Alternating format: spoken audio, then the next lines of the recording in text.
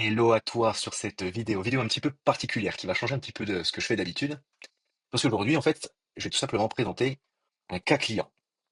Aujourd'hui, on va parler de Georgia. Georgia qui m'a contacté à la base pour se refaire une santé physique, mais aussi se libérer un petit peu d'un mal-être physique et psychologique que j'expliquerai bien en détail après. Et d'ailleurs, petit spoil, reste bien jusqu'à la fin parce que la transformation est quand même ouf. En tout cas, moi, j'en suis vraiment très fier. Elle aussi. Et voilà, donc reste bien et je vais t'expliquer de toute façon toutes les étapes, ce qu'on a fait, comment on l'a mis en place, les problématiques, ses points de blocage, etc. Parce que c'est vraiment, j'ai voulu parler d'elle parce que c'est pas un cas esselé. Souvent, mesdames, vous pensez que ça fonctionne que sur les autres et pas sur vous. Je vous assure que vous n'êtes pas tout seul, vous n'êtes pas toute seule, pardon. Euh, il faut juste comprendre et tout s'adapte et il y a des solutions pour tout. Voilà. Je vais juste faire une petite présentation très brève pour celles et ceux qui me connaissent pas. Donc moi c'est Pascal, je suis coach sportif depuis 2016. J'ai fait un double cursus licence TAPS et BPGEPS. Et ensuite, je me suis formé dans tout ce qui est nutrition fonctionnelle adaptative, donc plus du côté nutrition. La nutrition fonctionnelle adaptative, ça va comprendre en fait toutes les problématiques qu'on peut rencontrer au XXIe siècle. Que ça soit de la fatigue, des troubles digestifs, hormonaux, endométriose, SOPK, problématiques thyroïdes, acné, etc., etc. C'est très très vaste. En fait, j'ai voulu faire ces formations parce que moi, ça répondait surtout à mon pourquoi. Qu'est-ce qui m'anime le plus? Qu'est-ce que j'ai envie de faire? Qu'est-ce que j'ai envie de donner pour les autres? Donc, ça va répondre surtout à ces trois axes, la santé, la liberté et la transformation. La santé, puisque j'estime que on doit vieillir correctement. On ne peut pas arriver à 40, 50 ans, être déjà cassé de partout et laisser des problèmes sous la table. Il faut on nous a habitués dans notre société à normaliser plein de choses. Des douleurs de règles, des ballonnements à répétition, de la fatigue, et on connaît très bien des fois certains mots. Hein, on va chez le médecin, je me sens vraiment fatigué, est-ce que ce serait pas mal de faire une prise de sang? Bah reposez-vous, tu vois. C'est pas aussi simple. Donc l'aspect santé, numéro un. Et la deuxième chose, la liberté. Bah, la liberté de pas être matrixé par les réseaux sociaux, le fameux body goal, de pas être matrixé par tous les produits pseudo-miracles, les régimes en tout genre, etc. La liberté de dire, ok, je peux manger ce que j'ai envie sans pour autant me sentir mal et tout en atteignant mes objectifs. Et ça, c'est quand même pas rien parce que c'est quand même une grosse liberté. Et il y en a plein qui se restreignent dans une case. Ok, je vais devenir comme ça, il faut que je fasse comme ce que la personne a fait. Basta. Et la transformation, donc c'est vraiment l'aboutissement en fait de tout un cheminement, de toute une route qui est tracée par le suivi pour transformer le physique, certes, mais aussi indirectement le mindset, la façon de penser, la façon de se parler, etc. Et de transformer des schémas répétitifs en quelque chose de galvanisant et dont on est pleinement satisfait, tout simplement. Ah, on va passer au vif du sujet. Petit menu du jour. Donc, on va faire la petite présentation de Georgia, son contexte en fait au moment où elle m'a contacté, toute la mise en place du plan et le déroulé de l'accompagnement, et finir enfin sur la cerise sur le gâteau, l'avant-après, l'évolution. Vous verrez toutes les mensurations et photos, toutes mes mensurations et poids depuis le début. Et voilà. Du coup, c'est parti pour Georgia.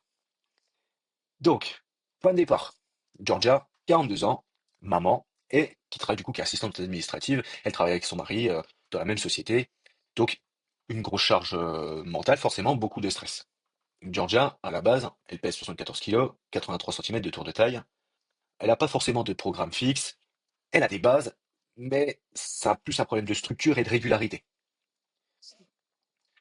Georgia, elle va avoir plusieurs objectifs, que ce soit physique, sportif ou même d'un point de vue état d'esprit. Elle fait du rugby, elle aimerait bien reprendre le ski. Elle a surtout envie de s'aimer et d'arrêter d'être dégoûtée de soi. Là, ce que j'ai mis, ça vient de son questionnaire, de son anamnèse donc initiale, avant de commencer le coaching. Alimentation émotionnelle importante, donc quand ça va pas, tendance à chercher du réconfort dans l'alimentation. Elle a jamais perdu ses kilos de grossesse et il faut savoir qu'elle était malade à tout le long de sa grossesse, donc vomissements, etc. Vraiment pas très bien. Et suite, du coup, à un traitement d'endométriose, elle a pris 10 kilos suite à ça. Donc, on, voilà un petit peu déjà pour quadriller le terrain. Et je pense déjà que, en abordant un petit peu déjà son profil, il y en a certaines d'entre vous qui peuvent largement se reconnaître. C'est pas un cas, encore une fois, à part, c'est pas un cas esselé. Majoritairement, les femmes que j'ai en suivi ont à peu près ce profil-là.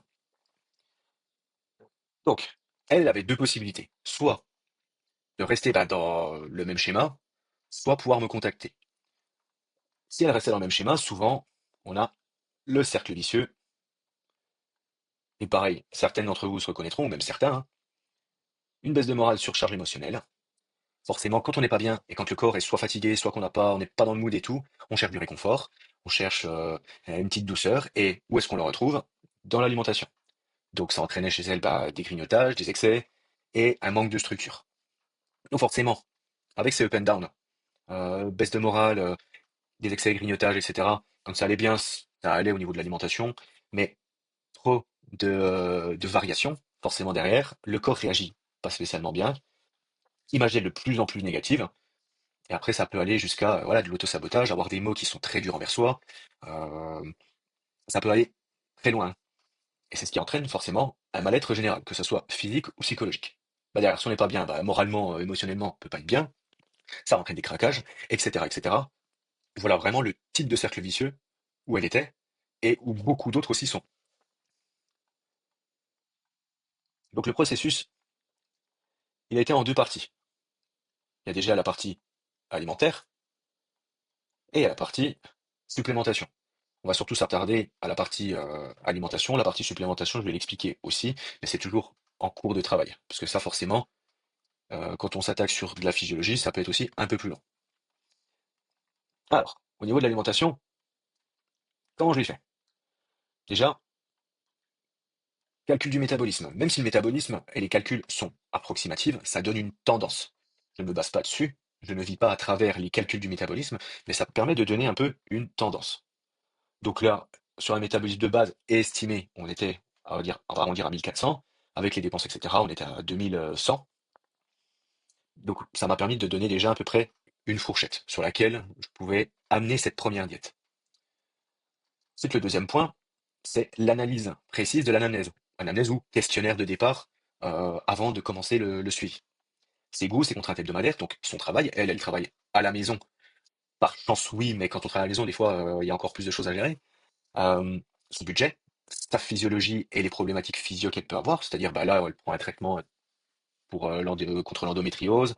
Euh, Elle a fait un bilan sanguin que je vous montrerai aussi, par rapport à ses objectifs et ses antécédents, forcément. Et surtout, c'est répondre à son pourquoi. Ça, c'est deux phrases je me rappelle, qui m'avaient vraiment interpellé, j'ai voulu les partager. C'est pourquoi tu vas atteindre ces objectifs? Quelles sont tes motivations? J'aimerais me sentir mieux dans ma peau et m'aimer un peu plus. Je suis le mariage en avril et j'aimerais pouvoir me trouver un peu plus jolie. J'aimerais me trouver plus jolie. Dans quel état d'esprit es-tu aujourd'hui? Je ne sais pas trop, je ne m'aime pas physiquement et ça gâche des moments de partage. Donc, autre problématique aussi, la moindre sortie, c'est un calvaire. Des fois, on sait très bien, on lâche et puis on dit, allez, c'est bon, je profite ce soir. Mais le lendemain, on sait très bien comment ça va être. Il va y avoir de la culpabilité, on s'en veut, on mange pas de la journée pour compenser, on va faire du sport à gogo pour compenser, et tout est histoire de compensement. Donc, je suis toujours obligé, et je commence toujours en fait par une base. Donc maintenant que j'avais en fait, toutes mes infos, parce que pareil, dans le questionnaire, il y a ses préférences alimentaires, ce qu'elle n'aime pas, les allergies, etc. Il y a plein d'infos. On a commencé une première diète en janvier, le 15 janvier, à 1526 calories. C'est pas énorme, hein, mais il faut bien commencer quelque part, j'ai envie de dire, et c'est surtout déjà pour commencer un petit peu à cadrer le terrain. Comment ça se passe donc en termes d'alimentation? Est-ce que l'alimentation te convient? Est-ce que tu arrives à varier? Est-ce que voilà, plein après de questionnements qui sont mis en place. Donc avec 95 grammes de protéines, 138 de glucides, 64 de lipides. Les objectifs, c'était surtout se mettre en route, voir s'il y avait de l'adhérence à la nourriture, étant donné que elle, il y avait un problème de structure et beaucoup de variations, de craquage, d'un coup ça va, etc. Le but là, c'était de lisser vraiment le plus possible et d'avoir moins de variations. Ça n'empêchait pas de sortir ou autre, hein. Attention, c'est pas, c'est pas en train de faire un régime, c'est un rééquilibrage alimentaire et comprendre aussi comment faire, comment gérer, etc. Donc vraiment cadrer le terrain. Au début, donc, on était à 74 kilos, 83 kilos de tour de taille. Le temps avance, on arrive à la deuxième diète, en février. J'ai légèrement modifié les macronutriments. On est plus ou moins à la même chose en termes de calories, 98 grammes de protéines. Là, j'avais baissé un petit peu plus les glucides et réaugmenté un petit peu plus les lipides. J'ai pas voulu trop charger en termes de lipides au début, parce que quand je propose voilà, là son alimentation, elle pouvait faire 4 repas, c'est-à-dire le matin, le midi, le soir, et la collation, un goûter l'après-midi. Et il y a certaines personnes, bah, ça demande un temps d'adaptation, parce qu'il y a des gens qui n'ont pas l'habitude aussi, des fois, de faire des goûters, des fois ils en font, des fois ils en font pas. Et là, je voulais voir déjà comment ça se passait avec 4 repas au total fixes sur la journée. Je ne vais pas mettre trop de lipides, parce que les lipides, ça peut ralentir la digestion. Sauf que déjà, des personnes, en ayant ces 4 apports, peuvent avoir un peu du mal. Je voulais pas recharger encore un peu plus en lipides. Ça se passait bien. C'est pour ça que j'ai augmenté un peu les lipides pour être un peu plus à un ratio proche de 1 gramme de lipides par kilo de poids de corps. Mais pour pas que ça augmente trop vite, j'ai réactivé, j'ai baissé un petit peu les glucides. Donc la réaugmentation des glucides, des lipides, pardon, baisser les glucides, je vais y arriver, et continuer du coup la perte de gras, parce que là, du coup, en un mois, il y avait 1,5 kg, moins 1 cm de tour de taille. Voilà. Et le dernier, du coup, enfin la troisième diète, pardon, là cette fois-ci, au fur et à mesure des bilans hebdomadaires, on voyait que les feux étaient ouverts, etc. Donc là, on est passé à 1640. On a fait une augmentation de presque 100 calories, ce qui est très bien. Avec 100 grammes de protéines, 144 de glucides et 72 de lipides. J'ai maintenu les lipides parce que ça lui correspondait bien, ça ralentissait pas la digestion. Elle, au niveau du transit, etc., ça allait bien, c'était régulier. Donc on était bien. J'ai joué juste sur la partie glucides. Forcément, les protéines sont un peu plus hautes parce que quand on augmente bah, une ration de riz par-ci, un peu de ci, d'autres choses par-là, bah, derrière, forcément, la ration en protéines augmente. Donc là, l'objectif, c'était de rehausser, réaugmenter les glucides. Surtout dans un objectif de d'envoyer plus d'essence à la machine et que ça tourne plus et d'avoir plus d'énergie. Parce que souvent, on voit ça comme, ok, il faut que je perde du poids, il faut que je baisse. Sauf que quand je baisse ma diète trop, je n'ai pas d'énergie. Comment je peux brûler des calories si je ne mets pas d'intensité et si je n'ai pas d'énergie? Si mon usine à la chaîne, sur les 10 personnes qui travaillent à la chaîne, il y en a 5 en grève, forcément, le travail de l'usine, elle avance un petit peu moins. C'est exactement comme ça. Donc, pour plus d'énergie et continuer cette perte de gras. Les chiffres, hop, on est donc entre début février et début mars, hein, en un mois. On est à 69,7, 79 de tour de taille, donc total sur un mois, moins 2,8 kg, moins 3 cm de taille, ce qui fait un total cumulé de 4,3 kg et 4 cm de tour de taille. Là, la machine est lancée.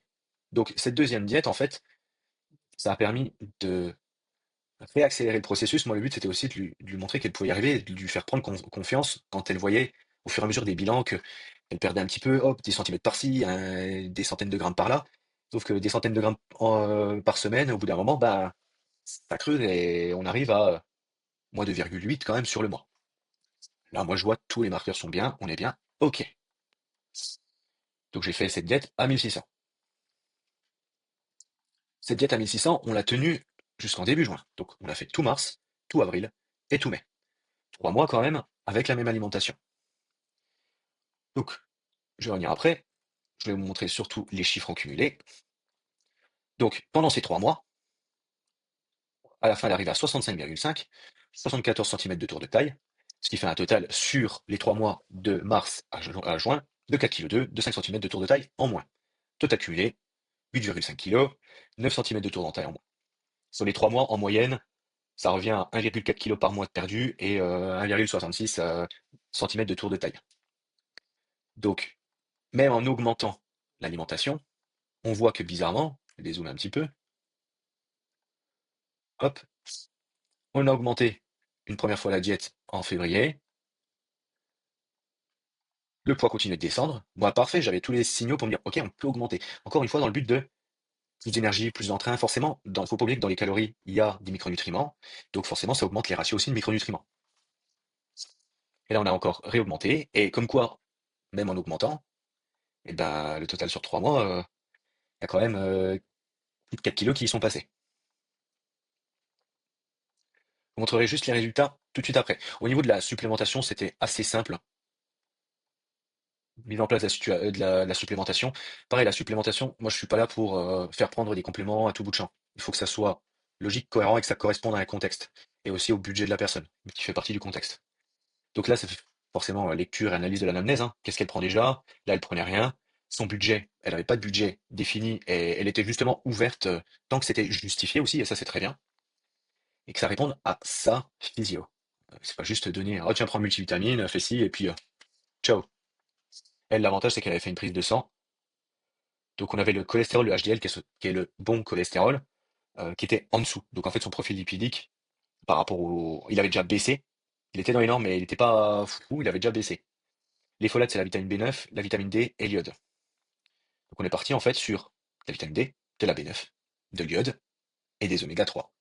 Le magnésium, ça, c'est l'avantage, c'est que on peut utiliser le magnésium, on peut le prendre le matin, le soir, peu importe, c'est très libre. Et le magnésium, ça sert pour tout dans le corps. C'est très raccourci comme réponse, mais c'est très vrai.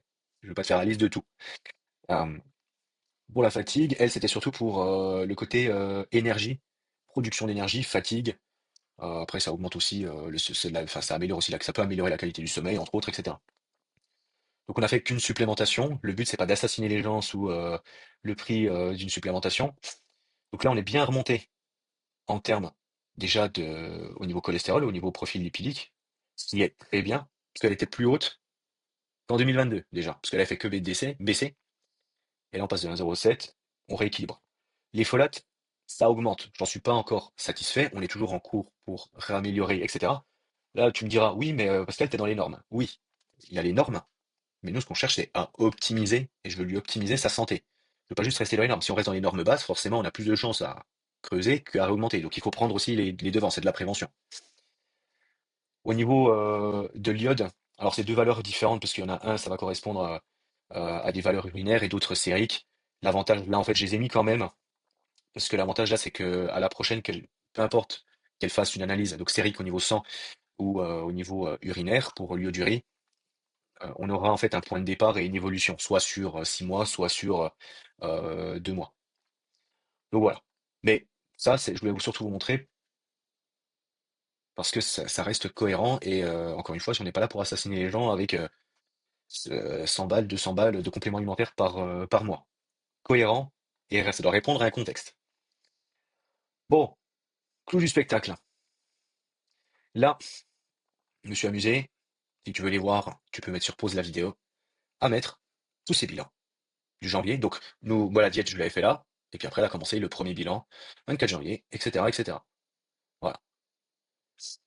Donc 83 de tour de taille, 74. Les bras, un petit peu moins, mais c'est pas là où elle a le stock de la masse adipeuse.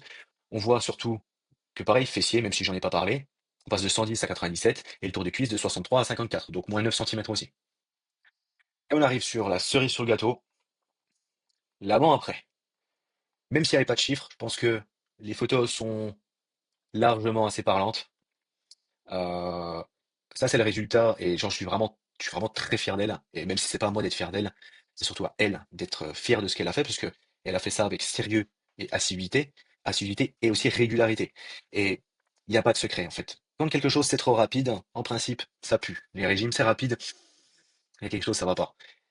De la régularité, comprendre un contexte, répondre à son contexte et adapter à ça encore une fois. Donc, voilà 6 mois de travail. Elle, elle a du coup décidé suite à ça de continuer encore l'aventure pour quelques mois supplémentaires et je le remercie beaucoup de sa confiance. Là, on va peaufiner deux, trois petites choses. On va continuer justement son évolution, toujours en respectant son contexte, ses contraintes, les aléas, etc. Donc forcément, avant, on était dans son fameux cercle vicieux qu'on a réussi aussi à transformer. Je parlais de transformation physique, certes, mais aussi psychologique, mentale. Une alimentation plus équilibrée, on se sent mieux dans son corps et du coup mieux dans sa tête. Et là, les deux se renvoient la balle, hein, parce que si on se sent mieux dans sa tête, ça aide aussi à se sentir mieux dans son corps. Une image d'elle qui est de plus en plus positive.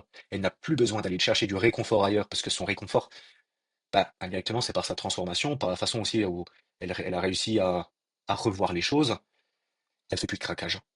Donc derrière, elle arrive à tenir cette régularité, cette alimentation équilibrée. Est-ce que pour autant, elle se prive? Non. Est-ce que pour autant, elle mange des cailloux et des légumes juste pour perdre du poids? Non plus.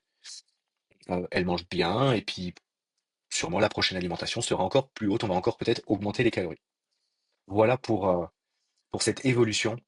Et si toi aussi tu as envie de changer et que le parcours et l'histoire de Georgia te parlent, je t'offre un bilan personnalisé. Tu as le lien dans la description, juste en dessous de la vidéo, pour que tu prennes enfin le contrôle sur ton corps et que tu sois satisfaite de toi. C'est gratuit et ça peut surtout t'aider à changer de trajectoire. Ciao!